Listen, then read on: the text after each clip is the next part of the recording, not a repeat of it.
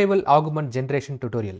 So இன்றைக்கி AI applications டெவலப்மெண்ட்டை எடுத்து பார்த்தீங்க அப்படின்னா இந்த RAG அப்படிங்கிற இந்த கான்செப்ட் வந்து ரொம்ப பாப்புலராக இருக்குது. ஏன் அப்படின்னு பார்த்தோன்னா இந்த LLM அதாவது லார்ஜ் லாங்குவேஜ் மாடல்ஸ் அப்படிங்கிறது இன்டர்நெட்டில் இருக்கிற டேட்டாஸை வச்சு ஸ்க்ராப் பண்ணி தான் நம்ம அந்த LLM அப்படிங்கிற அந்த மாடலை உருவாக்கியிருப்பாங்க. இந்த ஓப்பன் ஏஐ, லாமா மாதிரியான பெரிய பெரிய லார்ஜ் லாங்குவேஜ் மாடல்ஸ் எல்லாமே எடுத்து பார்த்தீங்கன்னா இன்டர்நெட்டில் இருக்கிற ஒரு ஓப்பன் கண்டென்ட்டை வச்சு தான் அந்த மாடல்ஸை உருவாக்கியிருப்பாங்க.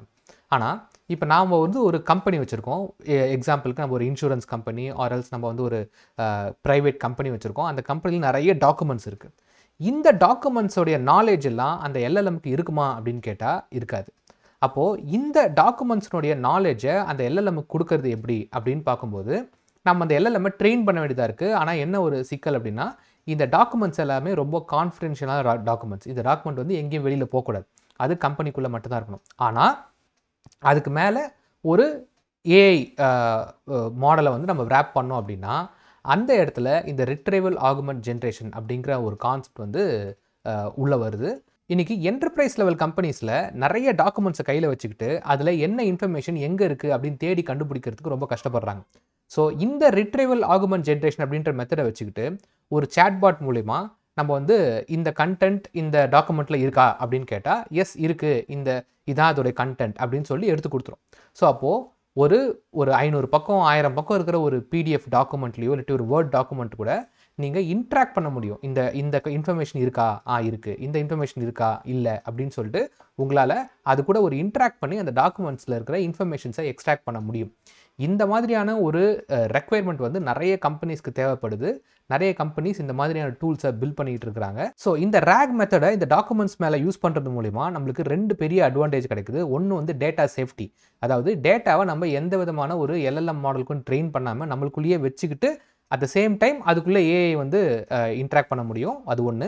ரெண்டாவது ஹாலுசினேஷன், அதாவது இன்றைக்கி இருக்கிற ஏஐ மாடல் இருக்கிற ஒரு ப்ராப்ளம் என்ன அப்படின்னா நம்ம ஏதாவது ஒன்று கேட்கும்போது அந்த ஏஐ மாடல் வந்து அது தன்னைத்தானே அது கற்பனை பண்ண ஆரம்பிச்சுக்கும். அதாவது ஒரு ஹாலுசினேட் பண்ணி ஒரு ரொம்ப கான்ஃபிடென்ட்டாக ஒரு தப்பான பதிலை சொல்லும். அது சொல்கிறதுக்கான வாய்ப்புகளும் இருக்குது. ஓகேவா? ஸோ அப்போ நம்ம என்ன பண்ணோம்னா நம்ம ஒரு கான்டெக்ஸ்ட்டை கொடுத்துட்டு இந்த கான்டெக்ஸ்ட்லேருந்து நீ பதில் சொல்லும்போது அப்போ ஏஐ மாடல் என்ன பண்ணோன்னா அது தன்னைத்தானே யோசிக்காமல் இந்த கண்டென்ட்லேருந்து மட்டும் ஆன்சர் சொல்லிட்டு அது நிறுத்திக்கும். ஸோ இப்போ இந்த ஹாலுசினேஷன் ப்ராப்ளத்தை அவாய்ட் பண்ணுறதுக்கும் இந்த RAG அப்படிங்கிற இந்த மெத்தடாலஜி இருக்குது. இதெல்லாம் நம்ம வந்து உள்ளே போக நம்ம பார்ப்போம். இந்த டுட்டோரியல் சீரீஸில் நம்ம என்ன பில்ட் பண்ண போகிறோம், நம்மளுடைய எண்ட் அவுட்புட் எப்படி இருக்க போகுது அப்படிங்கிறத ஃபஸ்ட்டு பார்த்துடலாம். ஒரு விஷயம் சொல்ல மறந்துட்டேன். இந்த ஈச் ஒன் டீச்சன் அப்படிங்கிற இந்த சேனலில் இந்த மாதிரி கண்டென்ட்ஸ் போடுறது அப்படிங்கிறது எவ்வளோ கஷ்டமான ஒரு விஷயன்றது உங்களுக்கு தெரியும். ஏதாவது ஒரு வகையில் நீங்கள் இந்த ஈச் ஒன் டீச்சனுக்கு நீங்கள் சப்போர்ட் பண்ணணும்னு நினச்சிங்க அப்படின்னா நீங்கள் கீழே ஜாயின் பட்டன் இருக்கும். அந்த ஜாயின் பட்டனை கிளிக் பண்ணிங்கன்னா நீங்கள் மந்த்லி சப்ஸ்கிரிப்ஷன் பே பண்ணலாம். இது மூலிமா நிறைய வீடியோஸை க்ரியேட் பண்ணுறதுக்கு எங்களுக்கும் ஹெல்ப்ஃபுல்லாக இருக்கும். அண்ட் மறக்காமல் சப்ஸ்கிரைப் பண்ணிவிடுங்க. இப்போ என்கிட்ட ஒரு இன்சூரன்ஸ் பாலிசிக்கான ஒரு PDF இருக்குது. இந்த PDFயில் பார்த்தீங்க அப்படின்னா நிறைய பேஜஸ் இருக்குது. ஸோ கிட்டத்தட்ட பார்த்தீங்கன்னா லைக் அரௌண்ட் 23 பேஜஸ் இருக்குது. இதில் ஏகப்பட்ட கண்டென்ட் இருக்குது. ஸோ ஒரு இன்சூரன்ஸ் பாலிசியினுடைய கண்டென்ட்டை படித்து புரிஞ்சுக்கிறது அப்படிங்கிறது எவ்வளோ கஷ்டம் அப்படிங்கிறது உங்களுக்கே தெரியும். எந்தெந்த விஷயத்துக்கெலாம் இந்த பாலிசி கவர் ஆகுது, கவர் ஆகலை, எப்படி கிளைம் பண்ணுறது, எவ்வளோ அமௌண்ட், இந்த மாதிரியான ஏகப்பட்ட இன்ஃபர்மேஷன் இந்த டாக்குமெண்ட்குள்ளே இருக்கும். இது எல்லாத்தையும் நம்ம வந்து இப்போது திடீர்னு ஒரு இன்ஃபர்மேஷன் வேணும் அப்படின்னா இதை வந்து ஒவ்வொரு பக்கமாக படிக்கிறதுக்கு பதில் நம்ம என்ன பண்ணலான்னா இதை வந்து நம்ம ரிட்ரைவல் ஆகுமெண்ட் ஜென்ரேஷன் மூலிமா ஒரு அப்ளிகேஷன் ரெடி பண்ணி அது கூட இன்ட்ராக்ட் பண்ணி நம்மளால் அதுக்கான இன்ஃபர்மேஷனை வாங்கிட முடியும். ஸோ அதுதான் நம்ம பண்ண போகிறோம். ஸோ இப்போ இந்த பர்டிகுலர் PDF இந்த இன்சூரன்ஸ் பாலிசியை நான் என்ன பண்ணியிருக்கிறேன் அப்படின்னா நான் வந்து ஒரு UI ரெடி பண்ணியிருக்கிறேன். இந்த UI என்ன பண்ண போகுது அப்படின்னு பார்த்தீங்கன்னா for example what is this document all about அப்படின்னு கேட்க போகிறேன். அது இந்த டாக்குமெண்ட் என்னது அப்படிங்கிறத கேட்க போகிறேன். ஸோ அதுக்கான ஆன்சர் என்ன பண்ணோம் அப்படின்னா இந்த ஓவரால் டாக்குமெண்ட் எதை பற்றி அதிகமாக பேசுது அப்படிங்கிறத இந்த ஏஐ டூல் வந்து போய் அதை அனலைஸ் பண்ணி எடுத்துகிட்டு வந்து நம்மளுக்கு ரிப்ளையாக கொடுக்கும். ஸோ இப்போ ஆன்சர் பார்த்தீங்கன்னா the purpose of this document is to provide the policy wordings and terms and conditions of a group Mediclaim policy.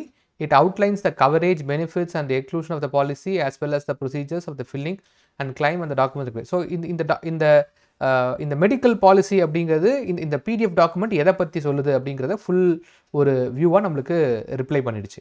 So is accident covered in this policy அப்படின்னு நான் டைப் பண்ணியிருக்கேன். இப்போ கேட்குறேன்.